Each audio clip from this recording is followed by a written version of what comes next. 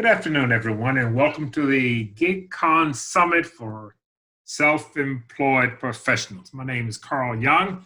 I'm going to be your host for this session, which covers financial statements that you must know and understand as an entrepreneur. But first of all, we've got to correct some myths that people have about accounting. Most say that it's complicated, science, mathematics, and boring. None of these are true. And we're going to try to prove that to you in this session we call Understanding Financial Statements Simplified. My name is Carl Young, and I am your workshop leader. So let's get right into the presentation. We see companies through the eyes of their financial statements. They produce three financial statements, we call them: the balance sheet, the income statement, and the cash flow statement. Let's take them one by one. The balance sheet tells us what the company owns, what it owes, and the difference in what it owns and what it owes is how much it's worth.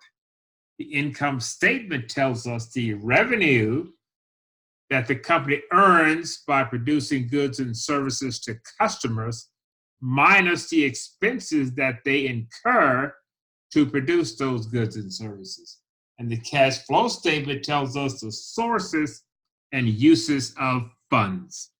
All companies are required to produce these statements if they are a publicly held company, but I will tell you, every company produces these three statements. Let's take a deep dive into some of these statements. The balance sheet tells us what? Tells us what the company owns minus what it owes, and that mathematical difference is how much it's worth. We call what the company owns assets. So by definition, anything owned is an asset. We call what the company owes liabilities. By definition, anything owed is a liability. And the mathematical difference in those two is called its net worth or its equity. Income statement tells us income, revenue, earned by producing goods and services, minus the expenses that we incur in order to produce that revenue. And that mathematical difference is called profit or loss or net income. Now, nonprofits, I understand what you're going to tell me. We don't produce net income or profit. Yes, you do. You just don't distribute that profit outside of the entity. But in all cases, you want to make sure that you have more revenue than you have expenses. And the cash flow statement tells us the sources of cash going into the business and out of the business. The sources of cash and the uses of cash. Now, let's take a look at these statements. You have some samples in your handouts. This is the balance sheet. Notice it has assets, liabilities, and equity. Assets, it shows everything owned by the company. Liabilities, it shows everything owed by the company, and that mathematical difference. If you look at the 3 years and make a point here, a financial statement is no good unless there are multiple years presented for comparison's sakes. If you see it in 2018, we have total of $1,025,000 in assets, meaning the company owns $1,025,000. It owes $469,000, so it's mathematically the equity, meaning the assets minus the liabilities, is 556. Very, very simple calculation. Now, what are some of the positive signs on this balance sheet? Year-to-year trends. You must have something to compare the number to. Here we have 3 years. We can't tell anything about 1 year unless it is compared to something. And that thing we normally compare it to is its prior year. You want to also have more assets than liabilities. Obviously, you want to own more than you owe.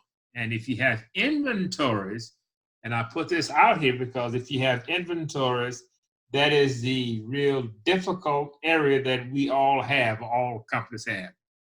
Adequate but excessive inventories. And my point here is that most companies have too much inventory. And you want to make sure the company has adequate cash.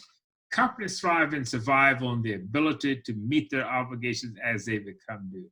That means managing their cash, managing cash flow. You ask any stakeholder, any manager in a business, and they will tell you that their biggest challenge is cash flow. and you want to have reasonable debt. Debt is a demon. You have too much debt in the company, you're going to drag the company down, and over time, it will not succeed. So, what are some red flags? Excess inventory, increasing receivables and payables. That means if I'm increasing receivables, I'm not collecting on the goods that I have provided to my customers in a timely fashion. And my payables are increasing, and it means I'm not paying my debts in a timely fashion. Miscellaneous and other expense, always a red flag. Always drill down and see what those are, what they really mean. And loans to owners, that's also a red flag. There are some tax considerations when you make loans to owners because of the provisions of that loan. You may be creating a taxable event for the owners if you're not charging proper interest and have arm's length transactions, those types of things. Depreciation and amortization. Depreciation and accounting is an allocation process, not a valuation process. When we buy equipment, for example, and it's going to produce revenue over several years, we allocate its cost over that several years of time. Amortization is the same thing as depreciation. We use depreciation when we talk about hard assets, amortization when we talk about soft assets. Low retained earnings. We retain earnings in the business. If a company is not retaining earnings, meaning it's spending everything it gets, that's not a good sign. That is a red flag. Let's take a look at the income statement. You see the income statement. Once again, we have 3 years. The income statement tells us what the company has earned by producing goods and services compared to the expenses that it incurs to produce those goods and services.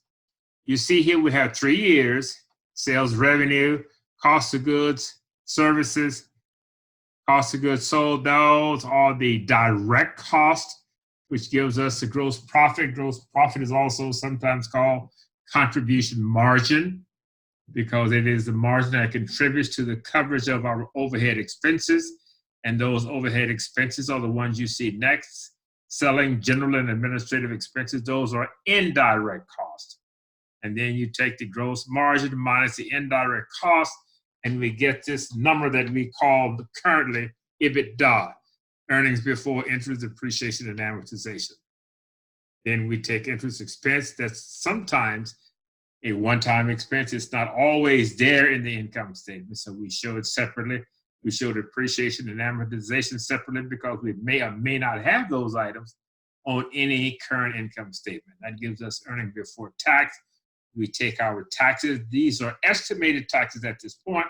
For example, if we do this statement as of the end of December, we don't normally file taxes until October. So these are estimated taxes that we have to make absolutely certain we provide for and have available when we make the tax return or when we file a tax return in October. The real critical item on this statement is earnings after tax. That is the bottom line. That's what we get to keep. And notice one thing on this income statement. We take a percentage of each one of the items to revenue. Revenue meaning is always 100%, and we take a percentage of all the other items to revenue. That's what we call common size calculations. Why? Because our minds will calculate better in terms of percentages than they do just raw numbers. 0 to 100 means something to us. 100% means something to us compared to 50% or 25% or 75%. So we put these into these percentages so we can assimilate these data much easily in our minds in terms of a meaningful way. What are some of the positive signs? Must have year-to-year trends like we have here. One number is not worth anything.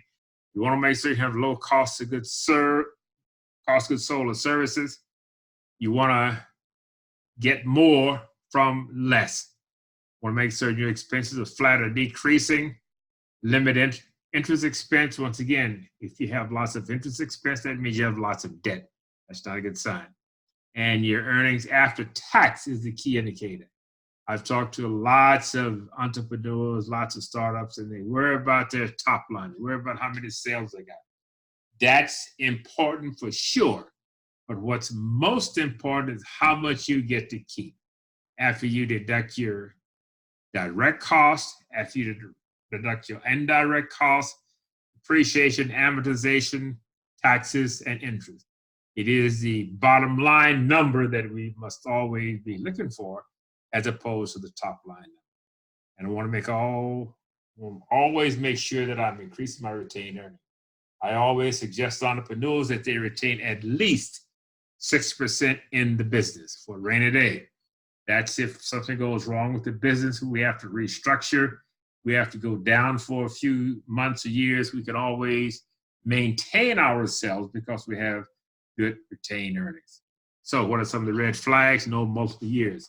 Here's a point that I'm trying to make here. A financial statement or a financial number is not worth anything unless it is compared to something. Miscellaneous expenses, always look at those. It can be valid for sure, but always look at miscellaneous expenses. Those always sometimes become barren ground for things that really shouldn't be in the income statement, as well as write-offs and adjustments. And this small gap in revenue and cost. What you find in most cases, especially where a company is growing in revenue, they spend it as well as quick as they get it in. You want to make sure you have a gap between your revenue and your expense line so that if your revenue starts to turn downwards, you always have some cushion there between your revenue and your cost. And you want to always be careful about overhead expenses. It's difficult to measure the effectiveness of overhead expenses. So if they're increasing, you have to be real concerned about that because there's no real way of understanding what benefit we're getting from overhead expenses. So always watch your overhead expenses. Try to make certain that they are just not increasing all the time. And if your profits are decreasing, that is also a red flag. The cash flow statement, we could spend a long time talking about the cash flow statement. It is a statement that allows us to convert accrual-based statements to cash. We understand cash coming into the company and cash going out of the company. And we do the cash flow statement in 3 sections.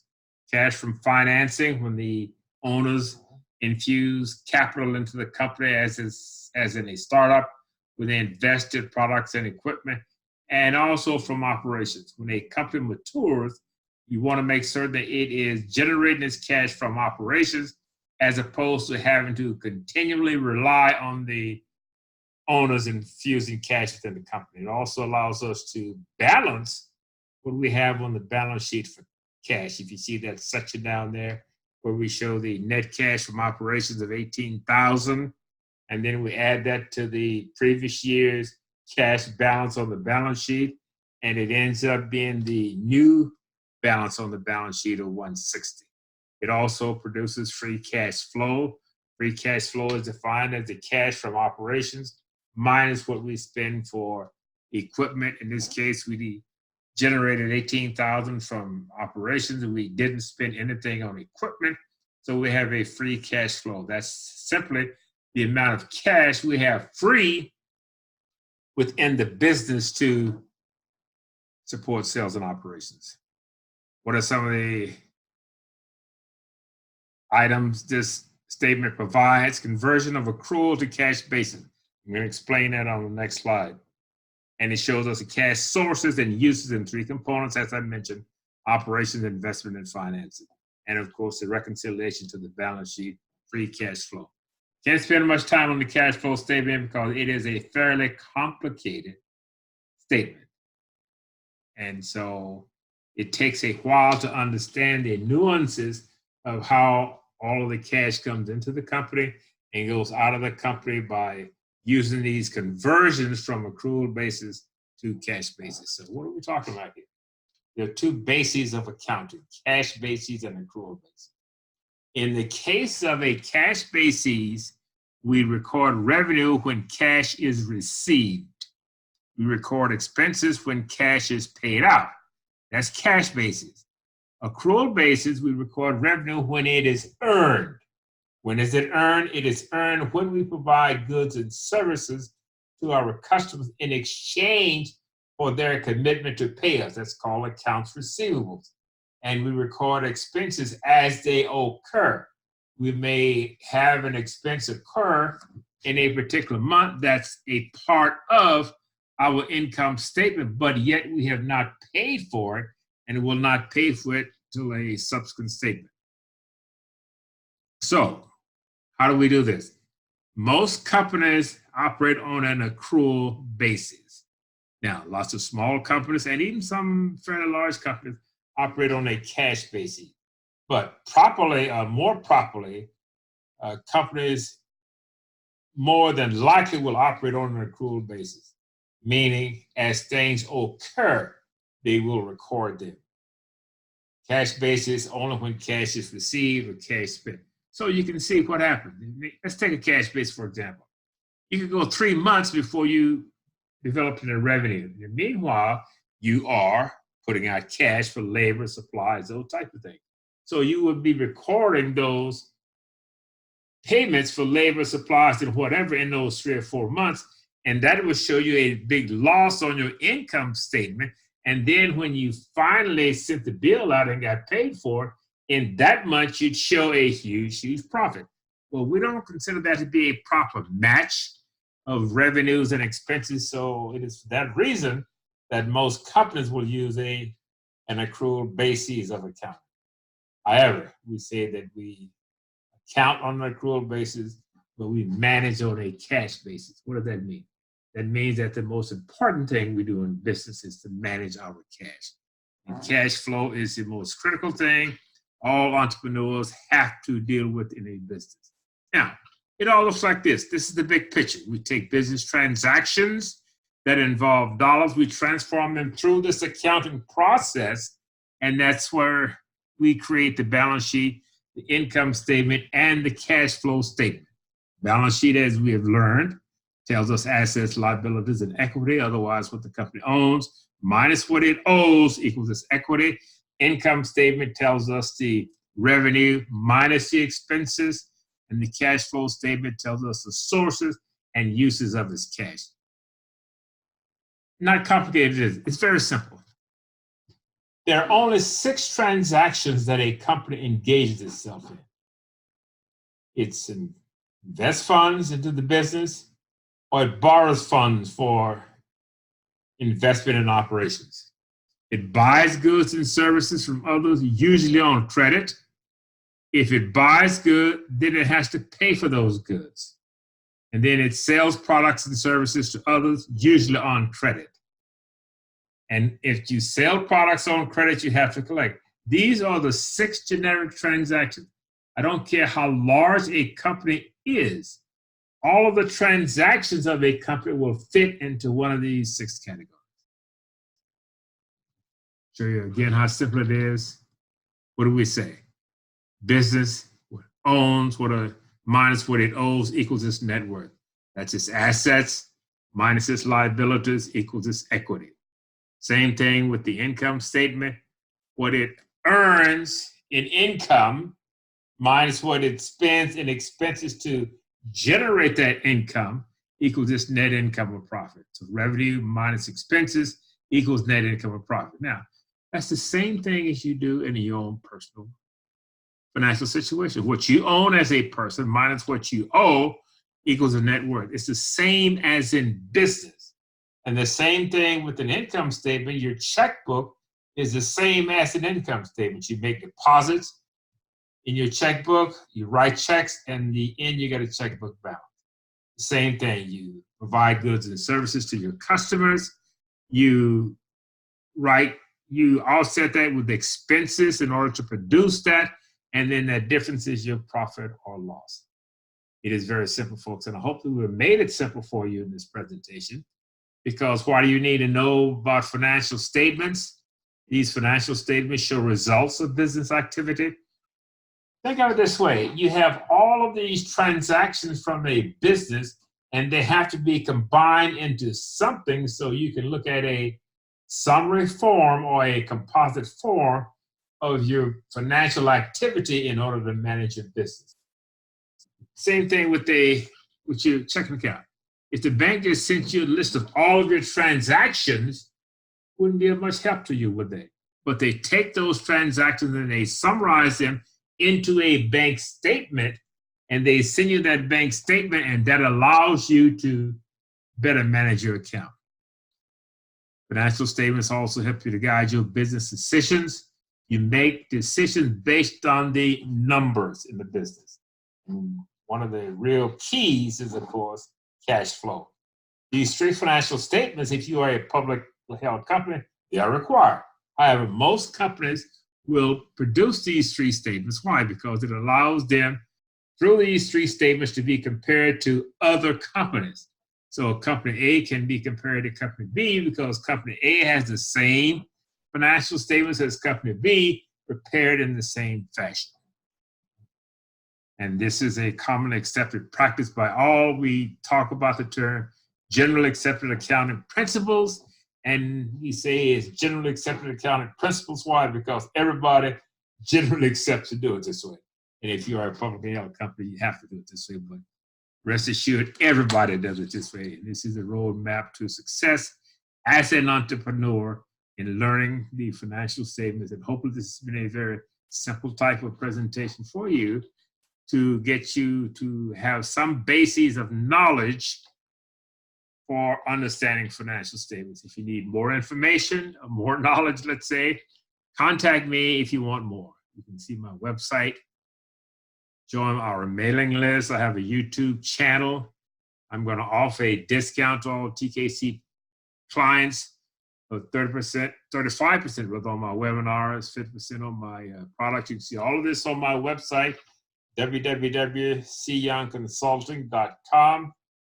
I will also give you a favored rate on consulting, $50 per hour, max of 2 hours, negotiable thereafter, and I'll give you a 30-minute engagement interview free. All of these things are for you if you need more information and would like to learn more about this whole thing about finance and accounting, which most folks think is very complex. It's not. I can really make it simple for you and would love to help you further if you would like. Contact me at these numbers here. Here's my office number, my mobile number, and my email number. You can contact my executive assistant. Bottom, more details if you'd like.